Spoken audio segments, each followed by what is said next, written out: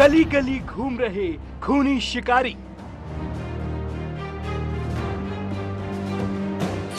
आवारा आतंक जान पर भारी। कहीं कुत्तों का कहर, कहीं सांड का हमला।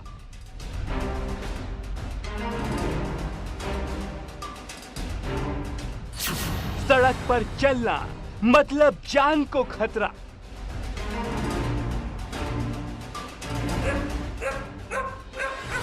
आम से लेकर घास, हर कोई बन रहा शिकार।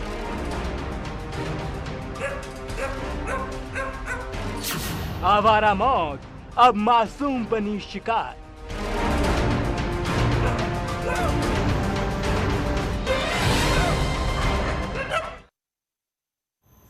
आवारा आतंक, जी हां, वो आतंक जिसका सामना इस वक्त पूरा प्रदेश कर रहा है। तस्वीरों में देखिए जरा, सड़कों पर, गलियों पर ये नज़ारे आपको आम नजर आते होंगे, जहां पर बड़ी संख्या में आवारा कुत्ते और कभी सांड लोगों को अपना शिकार बनाते हैं। कहीं पर कुत्तों के काटने की वजह से बच्चों की जान चली गई, तो कहीं पर आवारा सांड ने किसी को अपना निशाना बनाया और उसे जख्मी कर दिया। कई बार तो मौत की खबरें आई हैं।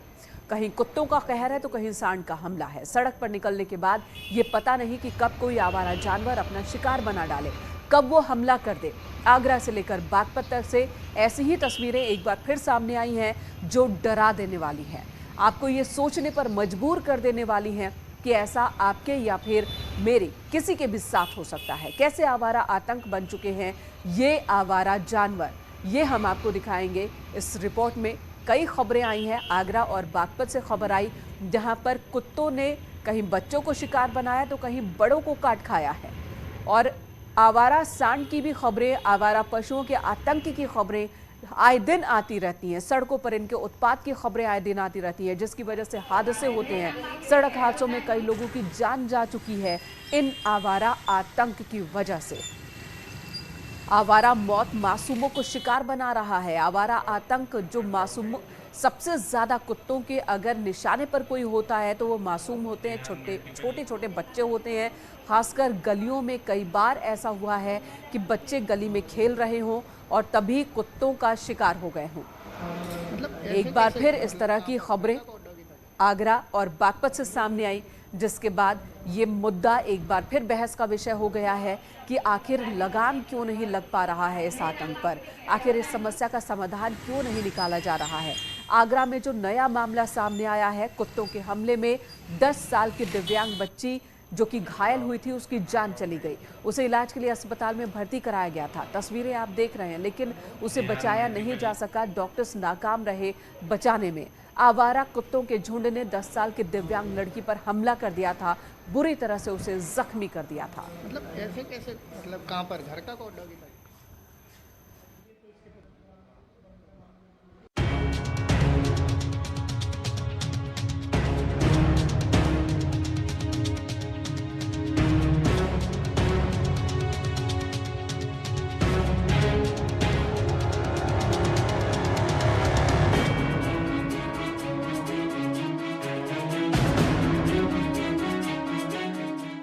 हर गली, हर मोहल्ले में आवारा कुत्तों का घूमता झुंड मानो अपना शिकार ढूंढ रहा हो। कोई नहीं जानता ये झुंड कब किसी के अपने को अपना शिकार बना डाले, किसी के जिगर के टुकड़े को छीन ले। राजधानी लखनऊ से लेकर औद्योगिक नगरी नोएडा तक, आगरा से लेकर बागपत तक, सड़क से लेकर घर तक आवारा मौत का आतंक दिखता है। और ऐसा ही हुआ है ताज नगरी आगरा में, जहां एक मासूम मूक-बधिर को कुत्तों के झुंड ने नोच डाला। आवारा कुत्तों के हमले में घायल हुई 10 साल की मासूम गुंजन शरीर पर 26 घावों का दर्द सहन नहीं कर सकी और जूझते हुए आखिरकार जिंदगी की जंग हार गई। वो वहाँ उसको खींच के ले गए थे, 5:30 बजे वो उठी थी, यहाँ खेल रही थी, खेलते हुए वहाँ खींच के ले गए उसको। उधर से पीछे से 10-12 कुत्ते थे कम से कम, और महिलाओं ने वहाँ तक पहुँची, वो कुछ महिलाओं ने उसको देखा तो उसको फिर छुड़ाया, चिल्लाई वो और महिलाओं को जगाया, आस पड़ोस की ओर निकली, उन सब लोगों ने मिलकर उसको मतलब छुड़ाया। मंगलवार रात गुंजन ने जिला अस्पताल में इलाज के दौरान दम तोड़ दिया। उसको बचाने के लिए घाव पर 50 से ज्यादा टांके लगाए गए थे, लेकिन अफसोस उसे बचाया नहीं जा सका। वो अपनी नानी के घर रहती थी। कुछ साल पहले उसकी मां का देहांत हो चुका है और पिता बीमार रहते हैं। सोमवार सुबह गुंजन अपने घर से बाहर निकली। घर से कुछ ही दूर आवारा कुत्तों ने गुंजन को घेरकर उस पर हमला बोल दिया। कुत्तों ने गुंजन को काटना शुरू किया तो वो शोर नहीं मचा सकी, क्योंकि गुंजन ना बोल सकती थी ना सुन सकती थी। और फिर काफी देर तक कुत्ते उसे काटते रहे, नोचते रहे। उसे सिर से लेकर पांव तक कुत्तों ने बहुत घाव दिए। रोड से कोई निकलता है रूल पड़ते हैं, एकदम सब पे टूट पड़ते हैं। बहुत भयंकर तरीके से घायल कर देते हैं। भयंकर तरीका से घायल कर दी सर। वो 10-12 कुत्तों ने खींच ले गए, घसीट के जैसे मरे जानवर है खींचतना है, इस तरीके से उसको खींचा। बहुत बुरी तरीका, देखा नहीं जा रहा था सर। अरे कुत्तन ने खाए लिये यहाँ को निकर बहु दुल्ला में भैया आदमी को, बच्चा को। अब बताओ कैसे करे, जिन्हें पकड़ने चाहिए कॉलोनी के अंदर से, न्यू से पकड़ने चाहिए, मऊ से पकड़ने चाहिए। आवारा कुत्तों का आतंक सिर्फ आगरा में नहीं बल्कि पूरे प्रदेश में दिख रहा है। क्या आम आदमी, क्या कोई खास, सबको आवारा कुत्ते अपना शिकार बना रहे हैं। सोमवार को नोएडा के सेक्टर 137 की स्पारस तियारा सोसाइटी में कुत्ते ने गाजियाबाद की एसडीएम गुंजा सिंह पर हमला कर दिया। और जब कुत्ते पकड़ने वाली टीम सोसाइटी पहुंची तो काफी सारे पशु प्रेमी इकट्ठा हो गए और कुत्ते ले जाने पर टीम पर भड़क उठे। जबकि नोएडा में हर दिन 5 से 10 कुत्ते काटने की घटनाएं सामने आ रही हैं। इससे पहले लखनऊ का पिटबुल मामला तो शायद ही कोई भूला हो। यहाँ तो कुत्ते ने अपने मालिक की मां को ही नोच डाला। 13 जुलाई को लखनऊ के कैसरबाग थाना क्षेत्र में एक घटना हुई। यहाँ पालतू पिटबुल कुत्ते ने एक 80 साल की महिला को नोच खाया। उसकी दर्दनाक मौत हो गई। 80 साल की रिटायर्ड टीचर पर उसके पिटबुल कुत्ते ने हमला कर दिया था। कुत्ते ने इस तरह काटा था कि महिला का मांस तक अलग हो गया था। उस दौरान महिला घर में अकेली थी। उसका जिम ट्रेनर बेटा जिम गया हुआ था। और सिर्फ कुत्ते ही नहीं बल्कि और भी आवारा पशु लोगों को अपना शिकार बना रहे हैं। बागपत का एक वीडियो सोशल मीडिया पर तेजी से वायरल हो रहा है। वायरल वीडियो में एक सांड एक आदमी पर हमला करते हुए दिख रहा है। पूरी घटना सीसीटीवी कैमरे में रिकॉर्ड हो गई। बताया जा रहा है कि सांड के इस हमले में शख्स बुरी तरह घायल हो गया, जिसे अस्पताल में भर्ती कराना पड़ा। इतना सब कुछ होने के बावजूद नगर निगम और प्रशासन का एक्शन जीरो सा दिखाई देता है। शायद मामले की गंभीरता को नहीं समझा जा रहा। न्यूज़ 18 की टीम ने कानपुर में हालात का जायजा लिया तो सरकारी अस्पताल हो या गंगा के किनारे घाट, सड़क का किनारा हो या फिर चौराहा, हर तरफ कुत्तों का झुंड देखने को मिला। कुत्ता पीछे काट ले, अधिकारी काम है ये, कुत्ते को पकड़ना, उसको कहीं ले जाना। हमारे कुत्ते बहुत हैं यहाँ। बहुत है, काटते हैं सबको। बहुत क्या, हमको काटे दो पर में लगाइए कि रोज इतने कुत्ते यहाँ पे आवारा कुत्ते यहाँ इतने घूम रहे हैं कि रोज सुबह शाम जो भी आते हैं सुबह शाम आते हैं यहाँ पे नहाने स्नान, उनको बच्चों को बोलो के दौड़ा के काटते हैं। अगर आंकड़ों की बात करें तो कानपुर में 2 लाख से ज्यादा आवारा कुत्ते हैं, मगर नगर निगम के पास सिर्फ 1 लाख कुत्तों का लेखा जोखा है। तो बंदरों के लिए हाईकोर्ट से आदेश है कि इनको हम पकड़ के रख लें। इतने कुत्ते हैं, इतना हमारे पास सुविधा नहीं है नगर निगम की, तो मैं लाखों कुत्ता कहीं रखता हूँ। तो मैं इतना करती हूँ कि इनको जिस गली से जाता है कुत्ता, इनको बाज करा करके उसी गली में छोड़ा जाता है। लेकिन अगर जो कुत्ते पागल हैं, जो कुत्ते इस तरीके से काट रहे हैं, निश्चित तौर पर इनके लिए कुछ न कुछ मैं जरूर करूँगा। जाहिर है इस वक्त आवारा जानवर लोगों की जान के दुश्मन बने हुए हैं, लेकिन फिर भी अभी तक कोई ठोस कार्रवाई नहीं हो रही है और मासूम लोग घर से बाहर निकलने में भी खतरा महसूस कर रहे हैं। Bureau report, news 18। आवारा कुत्ते एक बहुत बड़ी समस्या है। कई इलाकों में तो चुनावी मुद्दे भी ये बन गए। बावजूद इसके प्रशासन की ओर से कदम उठाने का कभी कोई फायदा होता नहीं दिखा। आखिर चुनौतियां क्या है इस राह में, ये भी हम आपको बता देते हैं कि आवारा कुत्तों का कंट्रोल करने के लिए जो नियम है, कायदे हैं, जो कदम उठाए जा रहे हैं प्रशासन की ओर से, तो चुनौतियां कहां कहां आ रही है। एक तस्वीर आपको दिखाते हैं। कैसे थमेगा आवारा आतंक, ये सवाल है। कुत्तों का वैक्सीनेशन और नसबंदी जरूरी है, नियम यही कहता है। राजधानी लखनऊ की यह तस्वीर आपको बता दें। यहाँ करीब 70,000 आवारा कुत्ते हैं, यानी कि राजधानी लखनऊ की सड़कों पर। वहीं आगरा की सड़कों पर 55,000 आवारा कुत्ते घूम रहे हैं अलग अलग गलियों में। आगरा में 2 सालों में 441 नसबंदी की गई है, कुत्तों की नसबंदी हुई है 2 साल में, यानी कि कुत्तों की संख्या कहीं ज्यादा और उसके कंपैरिजन में काम बहुत स्लो। लखनऊ में 2 साल में 35,000 कुत्तों की नसबंदी का दावा किया जा रहा है और वहीं रोजाना 70 से 80 कुत्तों की नसबंदी का दावा ये प्रशासन कर रहा है। एक कुत्ते की नसबंदी पर 999 रुपए का खर्च आता है प्रशासन को। वहीं 2 साल में कुत्तों की नसबंदी पर ही 3.42 करोड़ रुपए खर्च कर दिए गए। लेकिन इसका नतीजा क्या हुआ? 2 साल में इतना खर्च किए जाने के बावजूद भी जो समस्या है वो पूरी तरह से सॉल्व नहीं हुई है।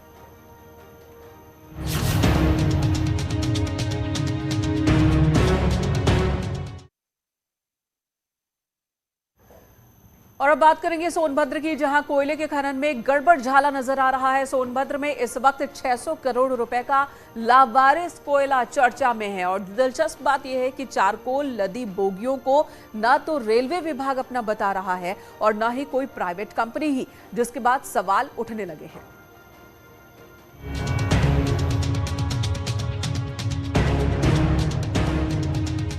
सोनभद्र के अनपरा थाना क्षेत्र में कृष्णशिला परियोजना के रेलवे साइडिंग बासी में पर्यावरण विभाग, वन विभाग, प्रशासन और पुलिस की संयुक्त टीम ने छापेमारी की, जहां पर 32 बीघा जमीन पर लगभग 10 मिलियन टन भंडारित कोयला बरामद हुआ था।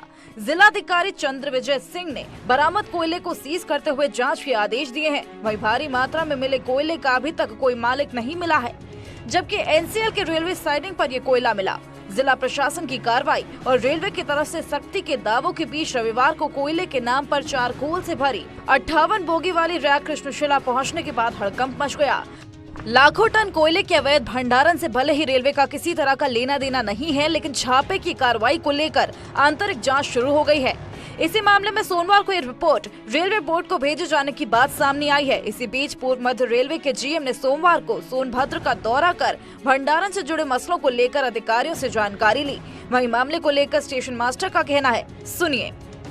तो कोई जानकारी है नहीं है एक्चुअल में चारकोल के बारे में। हम लोग तो सिर्फ कोल के बारे में जान रहे हैं, 8 नंबर में जैसे लोडिंग होता है, और कोई जानकारी विशेष तो है नहीं। ऐसा तो हमको कोई न्यूज़ नहीं मिला है, ऐसा तो कोई ऐसा न्यूज़ आया नहीं है चारकोल के बारे में। कृष्णशिला के रेलवे ट्रैक पर देखा गया तो 8 नंबर ट्रैक पर चारकोल से लदी 59 बोगियां 4 दिनों से खड़ी हैं। ये वही चारकोल है जो अवैध कोयले में मिलाने के लिए मंगवाया गया था। वहीं अब इस चारकोल लदी बोगियों को भी ना तो रेलवे विभाग और ना ही कोई प्राइवेट कंपनी ही अपना बता रही है। सोनभद्र के शक्तिनगर थाना क्षेत्र के कृष्णशिला परियोजना के रेलवे साइडिंग बासी पे हम खड़े हैं और मेरे पीछे आप देखेंगे कि सैकड़ों टन कोयला यहाँ पर गजा हुआ है। पीछे आप देख रहे होंगे कि धुआं उठ रहा है। ये वही साइड है जहाँ पर लगभग 10 लाख टन कोयला अवैध रूप से रखा हुआ पाया गया। छापेमारी के बाद जिलाधिकारी ने इस कोयले को सीज कर दिया और 1 हफ्ते का वक्त दिया है। वहीं रेलवे में भी कोयला तस्करों की जड़ें जमे होने को लेकर चर्चाएं शुरू हो गई हैं। रेलवे साइडिंग पर 2 दिन से खड़ी रैक के अनलोडिंग के लिए कोई भी सामने नहीं आया। बिजली परियोजनाओं के लिए कोयले की लोडिंग नहीं हो पा रही। कोयला न मिलने से बिजली उत्पादन का संकट गहराता जा रहा है। सोनभद्र से न्यूज़ 18 के लिए रंगीत सिंह की रिपोर्ट।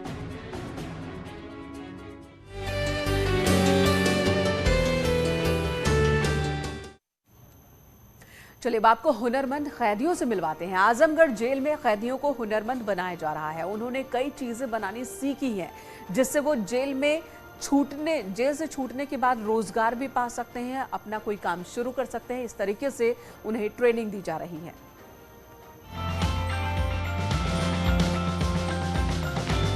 निजामाबाद की ब्लैक पॉटरी पूरी दुनिया में फेमस है। सरकार इसे एक जिला के एक उत्पाद के जरिए बढ़ावा देने का काम कर रही है और अब जेल में बंद बंदियों को हस्तकला से जोड़ने के लिए प्रशिक्षण दिया जा रहा है और ये ट्रेनिंग खुद डिप्टी जेलर श्रीधर यादव दे रहे हैं। मेहनत भी रंग ला रही है और बंदी कला में निपुणता हासिल करने लगे हैं।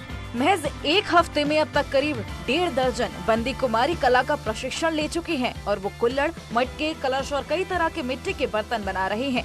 बंदियों को अपने पैर पर खड़े करने के लिए और उनको स्वावलंबी बनाने के लिए यह योजना चुनी गई है, क्योंकि इस ज़िले में मिट्टी के बर्तनों की ज़्यादा प्रसिद्धि है और उसी में बंदियों को दक्ष करने के लिए यह योजना चलाई गई है, ताकि बंदी पूरी तरह से उसमें कार्यदक्ष होकर के और अपने कला का, अपने हुनर का प्रदर्शन जो है ज़िले में कर सकें। जेल प्रशासन तैयार मिट्टी के बर्तन को बाजार में बेचेगा। इससे मिलने वाली धनराशि को बंदी कल्याण सोसाइटी में जमा किया जाएगा। उससे होने वाले आय का हिस्सा नियम के मुताबिक बंदियों पर भी खर्च किया जाएगा। पहले जेल में 3 बंदियों को प्रशिक्षण देने का काम किया। आज धीरे धीरे 20 से ज्यादा बंदी हुनरमंद हो गए हैं। जेल अधीक्षक का कहना है कि आने वाली दीपावली पर जिला कारागार से काशी, मथुरा, अयोध्या दीपक भेजे जाने की तैयारी चल रही है। हम लोग यही सोचते हैं कि जो है बड़े स्तर पर प्रदर्शित करके और इस दिए का जो है प्रदेश के विभिन्न मुख्य स्थानों पर इसका प्रदर्शन किया जाए और जैसा मतलब होगा वो आगे हम लोग स्थान निर्धारित करेंगे। यही कोशिश है, यही एक हम लोग बार बार कोशिश कर रहे हैं। यानी इस पहल से न सिर्फ जेल का रेवेन्यू बढ़ेगा, बल्कि जेल से छूटने के बाद बंदी अपना खुद का स्वरोजगार भी कर सकते हैं। आजमगढ़ से अभिषेक उपाध्याय।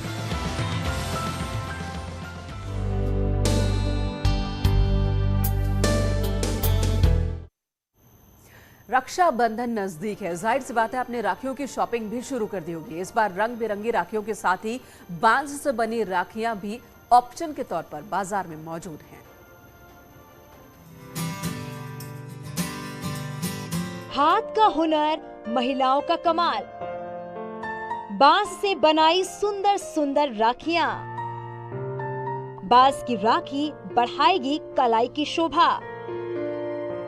ये हाथों के हुनर का कमाल है जो बांस को राखी में तब्दील कर दिया। अब इन्हीं राखियों को रक्षाबंधन से पहले मार्केट में बिक्री के लिए उतारा गया है। हैरत की बात तो ये है कि इन महिलाओं ने बिना किसी ट्रेनिंग के इस काम को अंजाम दिया। यहाँ जो महिलाएं हैं जिन्हें बैम्बू प्रोडक्ट बनाने के लिए ट्रेनिंग दिया गया है, हालांकि उसमें और राखियों में जमीन आसमान का अंतर है, लेकिन महिलाओं की इसमें रुचि रही और बहुत ही उन्होंने अपना अकल्पनीय एक तरह से मैं कहूँगा कि इसमें योगदान दिया और जो डिजाइन हम लोग कल्पना नहीं कर सकते उसे राखियों में परिवर्तित करके एक उससे मूर्ति रूप दिया। दरअसल नेशनल बम्बू मिशन की और इसी बीच बलरामपुर से बड़ी खबर आ रही है। यहाँ पर सड़क हादसा हुआ है। सड़क किनारे तालाब में एक कार गिर गई है और कार में 5 लोग सवार थे। आशंका जताई जा रही है कि ये सभी 5 लोग डूब गए हैं। गोताखोर फिलहाल इनकी तलाश में जुटे हैं, इनको निकालने में जुटे हैं। बेल्हा गांव के पास का ये हादसा है।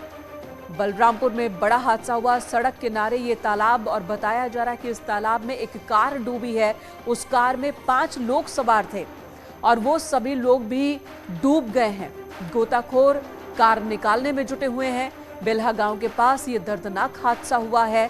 आसपास के लोगों को जैसे ही जानकारी मिली, प्रशासन को जानकारी दी गई, गोताखोरों को बुलाया गया और अब निकालने की कोशिश हो रही है कार और उसमें सवार 5 लोगों को। आशंका है कि शायद अब ये बचे नहीं होंगे। काफी देर पहले ये दुर्घटना हुई है।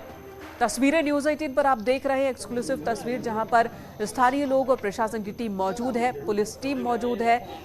कार और कार सवारों को बाहर निकालने की कोशिश हो रही है। ये तालाब कितना गहरा है, पानी कितना गहरा है, आप देख सकते हैं कि तालाब, इसी तालाब में कार डूबी है। कार नजर तक नहीं आ रही। इससे आप अंदाजा लगा सकते हैं कि ये बहुत गहराई में कार गिरी है और 5 लोग उसमें सवार थे। उन्हें निकालने की भी कोशिश हो रही है। गोताखोरों की मदद से उन्हें निकाला जा रहा है। 5 लोगों के लेकिन डूबने की आशंका जताई जा रही है क्योंकि वक्त बहुत ज़्यादा बीत चुका है। ऐसे में आशंका जताई जा रही है कि शायद अब ये बचे नहीं होंगे। 5 लोग सवार थे कार में, ऐसी खबर आ रही है जब कार दुर्घटना का शिकार हुई। बेल्हा गांव के पास ये हादसा हुआ है। बलरामपुर के बेल्हा गांव के पास गांव के लोगों ने ही देखा जब कार सड़क किनारे तालाब में गिर गई।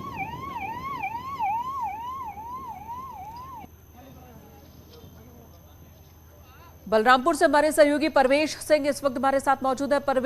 सर्वेश हमारे साथ मौजूद है।